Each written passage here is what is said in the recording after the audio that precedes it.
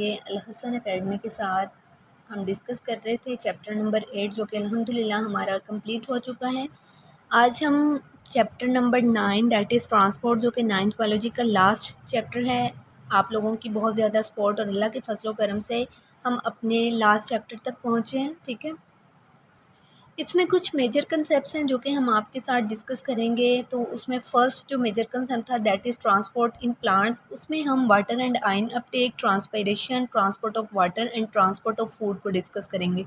Second जो हमारे पास major concept है that is transport in human, जिसमें हम blood, human heart, blood vessels और जनरल जो प्लान है ह्यूमन ब्लड सर्कुलेटरी सिस्टम, इसको डिस्कस करेंगे। थर्ड वन है हमारे पास कार्डियोवैस्कुलर डिसऑर्डर, जिसमें हम एथेरोस्क्लेरोसिस एंड आर्ट्रियोस्क्लेरोसिस या और हमारे पास मायोकार्डियल इन्फेक्शंस हैं, हम इनको डिस्कस करेंगे। तो आप लोगों को आज के टॉपिक में मैं सिर्फ इंट्रो दूंगी जिसमें हम ट्रांसपोर्ट इन प्लांट को डिस्कस करेंगे। तो फर्स्ट ऑफ ऑल इससे भी पहले इस चैप्टर का इंट्रो है जिसमें कुछ चीज़ें आप लोगों के साथ क्लियर करना चाहूँगी कि हम सब जानते हैं कि एक ह्यूमन की जो बॉडी है या आप ये कह लें कि जो लाइफ है किसी भी जानदार की, वो बेसिकली एक प्रोडक्ट है कम्प्लेक्स मेटाबॉलिक प्रोसेसेस का, जो कि एक ह्यूमन की बॉडी में या किसी भी ऑर्गेनिज्म की बॉडी में हो रहे होते हैं, ठीक है। In order to run their metabolism, अगर हम इनकी बॉडी का मेटाबॉलिज्म जानना चाहते हैं या उसको देखना चाहते हैं तो फर्स्ट ऑफ ऑल आपको ये पता होना चाहिए कि हर सेल की जो ज़रूरत है ना, हर सेल को चाहिए होता है कुछ ना कुछ मटेरियल अपने इन्वायरमेंट से अपने मेटाबॉलिज्म को रन करने के लिए, और इसी इन्वायरमेंट में वो क्या करते हैं जी, कुछ मटेरियल को डिस्पोज कर देते हैं, ठीक है। इस प्रोसेस के लिए, इस पर्पस के लिए जो मटेरियल्स हैं वो ट्रांसपोर्ट किए जाते हैं सेल से, ठीक है। एंड टू फॉर्म सेल्स, और सेल्स इनको क्या किया जाता है जी, ट्रांसपोर्ट किया जाता है। आप लोगों को ये भी पता होना चाहिए कि एक मेथड हमारे पास ऐसा है जिसमें हम मूवमेंट ऑफ मॉलिक्यूल्स को डिफ्यूजन की प्रोसेस के ज़रिए देखते हैं। ये भी एक नीड होती है, ठीक है, जिसको हम फुलफ़िल करने के लिए क्या करते हैं जी, डिफ्यूजन का प्रोसेस लेते हैं।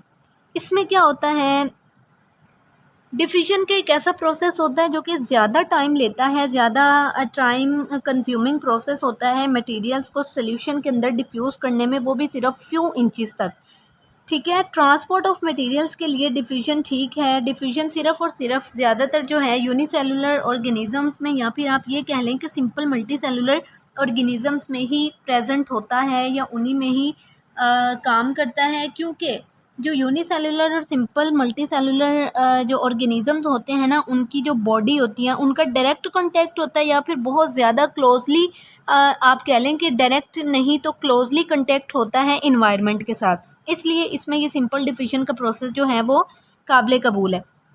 लेकिन अगर हम बात करें कम्प्लेक्स मल्टी सेलुलर बॉडीज़ की, ठीक है, तो इनमें डिफ्यूजन नहीं हो सकता।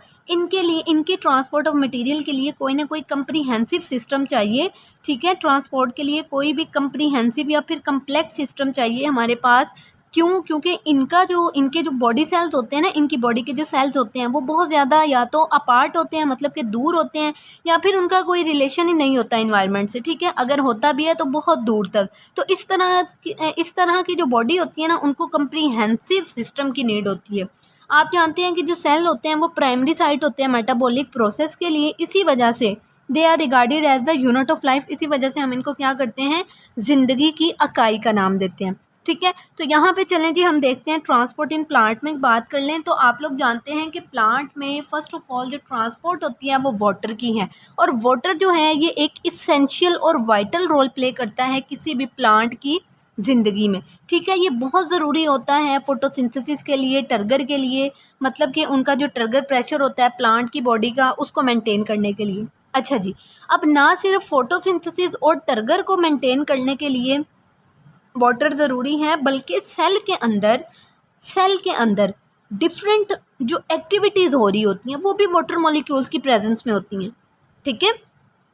ये एक तो फोटोसिंथेसिस और टर्गर को मेंटेन करते हैं, दूसरा जितनी भी तकरीबन जो एक्टिविटीज़ प्लांट के अंदर हो रही होती है ना, वो भी वाटर की मौजूदगी में होना उनका बहुत ज़रूरी होता है। उसके बाद ये इंटरनल टेम्परेचर जो है प्लांट की बॉडी का उसको रेगुलेट करता है वाटर, ठीक है। अगर आप लैंड प्लांट्स की बात करें तो ये पानी और जो मिनरल्स हैं ये सॉइल वगैरह से हासिल करते हैं एब्जॉर्ब करने के बाद। अब आप जानते हैं कि एब्जॉर्ब जो है प्लांट वो किससे करता है, बाय रूट्स, ठीक है। अपनी रूट्स के ज़रिए से वाटर और मिनरल्स क्या करता है वो सॉइल के अंदर से सक करता है, उनको एब्जॉर्ब करता है, और इनको एब्जॉर्ब करने के बाद इस वाटर और मिनरल्स या फिर आयंस को वो क्या करता है जी, ट्रांसपोर्ट कर देता है aerial parts of the plant, ठीक है।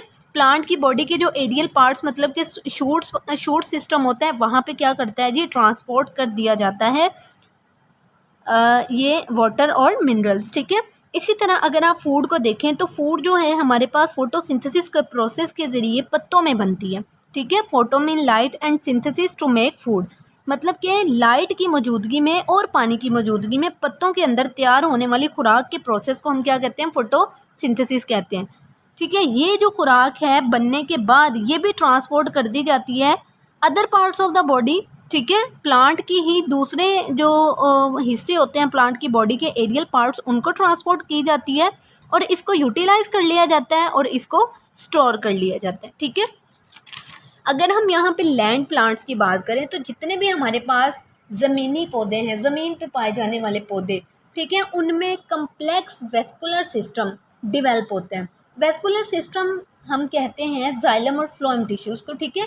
अब मैं यहाँ पे बता दूँ आपको जाइलम क्या होता है। ये ऐसे टिश्यूज़ होते हैं जो कि पानी को कंडक्ट करते हैं रूट्स से aerial parts of the body में। और फ्लोएम की बात करूँ तो ये क्या करते हैं जी, ये मिनरल्स और जो हमारे पास फूड वगैरह होता है इसको ट्रांसपोर्ट करते हैं from aerial parts of the body of plant, ठीक है। तो जड़ों से पानी और खुराक की जो कंडक्शन है उसको जाइलम और फ्लोएम करते हैं कंडक्ट। और जाइलम और फ्लोएम को हम कलेक्टिवली क्या कहते हैं, वेस्कुलर बंडल या फिर वेस्कुलर टिश्यूज़, ठीक है। ज़मीन पे जितने भी पौधे प्रेजेंट होते हैं सिवाय मोसिस और लाइवोर्ड्स के, हर किसी में जो है वेल डिवेल्प्ड कम्प्लेक्स जो है वेस्कुलर सिस्टम डिवेल्प है, ठीक है, जो कि क्या करते हैं, मूव करवाते हैं पानी को और खुराक को throughout the body of plant, ठीक है। तो dear students, I hope so कि आप लोगों को सिर्फ ये इंट्रो समझ आया होगा। इंशाल्लाह हम मिलते हैं हम अपने नेक्स्ट वीडियो के साथ, जिसमें हम टॉपिक जो है हमारे पास वाटर एंड आयन अपटेक, इसको इंशाल्लाह डिटेल से डिस्कस करेंगे। तो प्लीज़ आप लोग दुआओं में याद रखिएगा, अपना बहुत सारा ख्याल रखिएगा। मिलते हैं हम अपनी नेक्स्ट वीडियो के साथ, तब तक के लिए फ़ी अमानिल्लाह, अल्लाह हाफिज़।